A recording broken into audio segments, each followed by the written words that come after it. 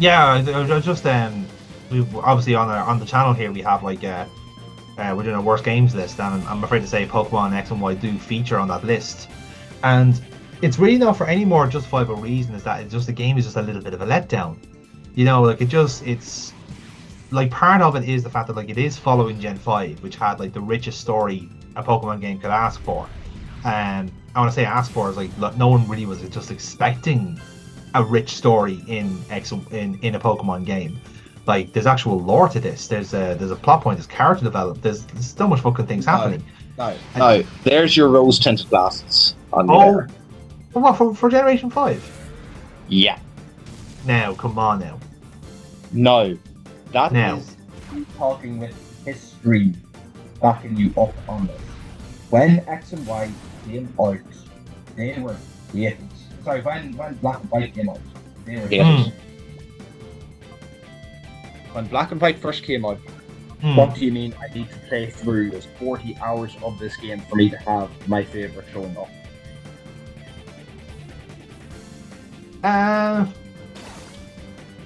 I guess so. Technically there at Gen 5 for that awesome move of we're going to do this. And all the it's an ice cream, ha ha ha. Yeah, okay, yeah. The ice cream hate was one thing, I suppose, but like it's I think you can. Well, can you only like okay? If that's the case, then right, and say that there was a case of rose tinted glasses, I don't feel any different about X and Y after playing it again. Like I still have those feelings of apathy and kind of disappointment after playing it again.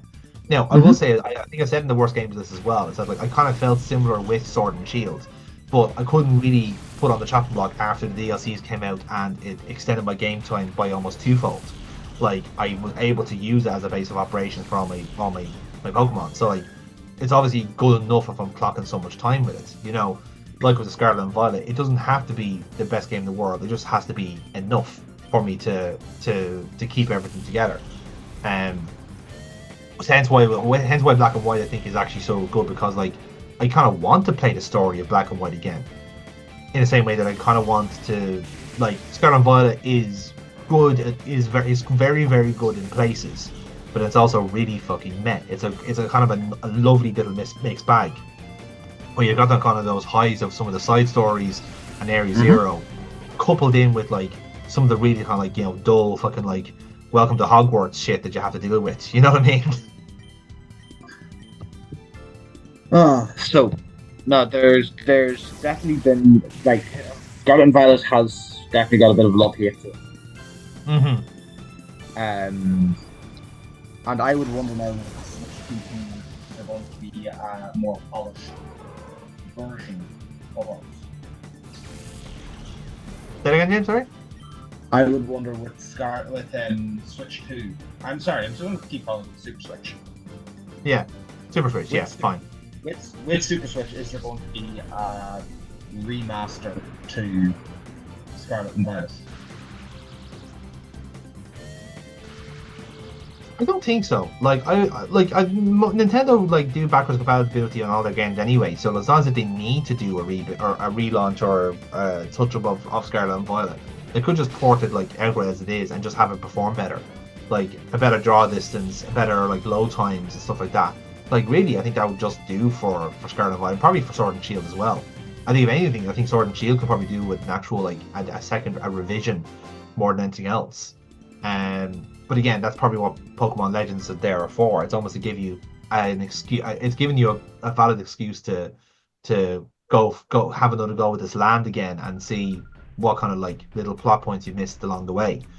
That's why I'm quite hopeful for Legends EA to actually make me actually like Kalos and Gen 6 again. Because it didn't work the first time, so I'm basically gonna sitting there arms folded like an old dad going, well, go on, impress me now. You have me attention. Come on then, do a dance. Off you pop. Do you think they're gonna have to do something big in Zygarde in this? You'd assume so. I assume they're gonna do what they did with Legends Arceus and have okay, here's an antithesis to Zygarde in some way. That's presumably what the A is in ZA. If Z is Zygarde and A is this now, if Zygarde is order and balance, then here's A, which is like total chaos and anarchy, total destruction. You know? Oh yeah, that is one thought Yeah. that you could have with it. Yeah, I think so anyway. So what would I have thought? Or not what I thought. I remembered seeing people saying that the A is going to be a giant ape because the Scarlet Book referenced like a Paradox one that we haven't seen yet. Mhm. But again, it I think that's absolutely reaching. Yeah. No, I think that's entirely possible. Like I would imagine it's like okay, so like they would have taken that from the Tree of Life setup as well. So they probably would be going for something along the same lines.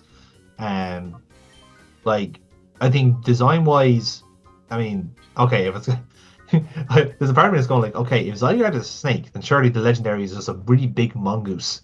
But that's obviously stupid and idiotic, and we should never think of these things again.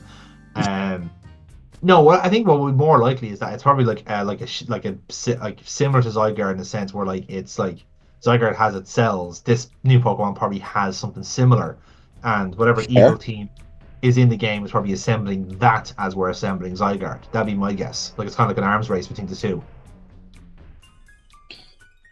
Very fair. Like Um, if I'm thinking the yin yang type of principle, where like like this thing is or if it is a kind of like balance between order and chaos, it makes sense that both of them kind of function the same way. Um, but like that's just me just kind of speculating on like what they would do with a legendary like that. What we kind of learned from Legends Arceus in the sense that like we knew we were getting Dialga and Palkia anyway and Arceus because like that's the name of the game, yeah, but um we weren't expecting origin versions of the two where they were basically doing like really bad facsimiles of Arceus. So there's nothing to say that like you're always going to be expecting Xerneas and Yveltal to make an appearance. Um, but how they're actually used, I think, is the really interesting bit. Could they do like a kind of Kyurem kind of gimmick and like have a combination of like say here's like Xerneas combined with this creature versus Yveltal combined with Zygarde or man shit like that. They can do whatever they want. They can do Mega Xerneas, Mega Yveltal if they wanted to, but that's up to them. They've got so many options, and because chances are it's a one-off battle that you won't be able to replicate in the game, have fun with it. Do whatever the fuck you want. Like it doesn't really matter. you'd be thinking this is going to be similar to that Darkest Day. Oh, Christ, what is that? The Poison Legendary. Um, the giant claw from the sky in Sword and Shield. Eternatus. Maybe. I'll be honest with you, I didn't think it'd be that now in particular, but like, there's nothing to say that wouldn't be impossible. I'd be more willing to say that it's more of a case of like, here's I was thinking a black white Kyurem more than anything else. Like here's Okay. a hideous chimera that you have to take down because again, I'm kind of seeing the kind of trend with the Gen 9 games of like, here's a past, present, and future type of motif. So you've had the present with Scarlet and Violet, you've had the past with Legends Arceus. Now you're getting the future with Legends EA.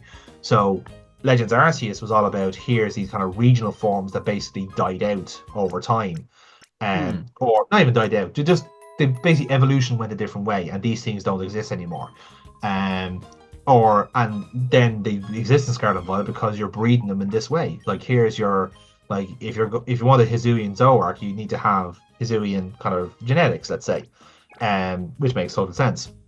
So with Legends EA, I think there'll be less of that in particular, but actual, shall we say, human interaction with that. Like there is the equivalent of like gene splicing, or custom like kind of like tailor-made Pokemon in a sense where like let's just say the Megalomaniac involved. Like what was Lysandra's like signature Pokemon? It was probably Pyroar, wasn't it?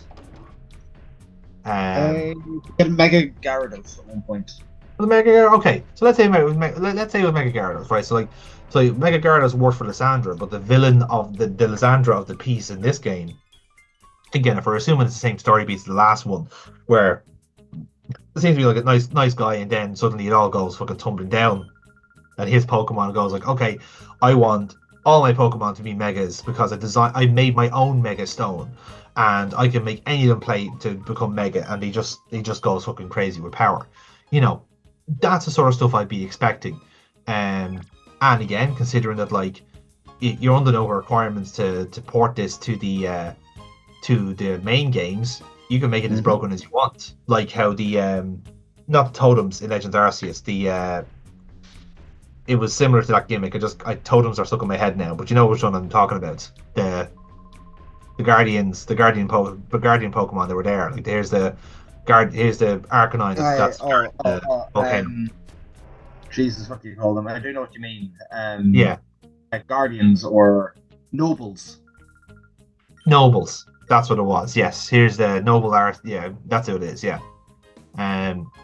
So yeah, you've got that in particular. So I would say like yeah, for sure you'd have like you might have something along those lines at least.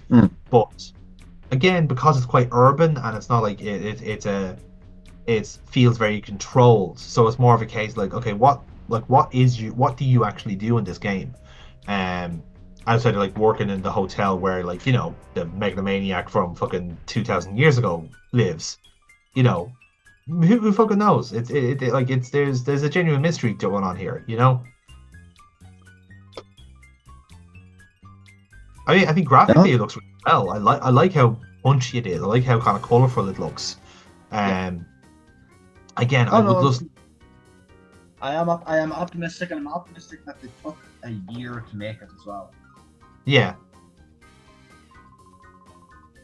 I mean, yeah, it'd be ideal anyway. Like I think the problem with it for the most part is that it just needs to be engaging enough. You know, it just has to be just a little bit like keep you playing, give you a reason to take on this guy again. You know, and then I don't think it'll be that bad then. You know, I think it just has to be I would take a note from Scarlet and Violet because like realistically I don't think they were expecting like it to slap that well at the end, because as is often the case when they try and throw in something new, they kind of like you know they don't really fully commit to it.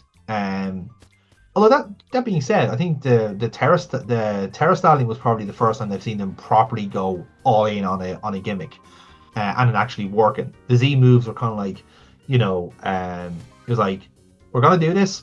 You don't have to use it though. Like it's not game breaking in a sense, but Terra Styling actually does actively change how you play. You know, so that's one thing. Like people see, like gimmicks have been around for the last few games. People tend to put like Meds to be first major experiment they had with that. But I'd say that's like the gens in Gen 5, which were broken in hell. And to the point that they got rid of gems beyond that. Like you can't have a fire gem using more dead strong. you kind of you know I'm losing you there, James. Again, could you start to you're fading into the void there. Oh, sorry. Yeah. Nope, you're gone again. You're gone again. Come close to the light, James. Hello. Yes, I can hear you. There you go.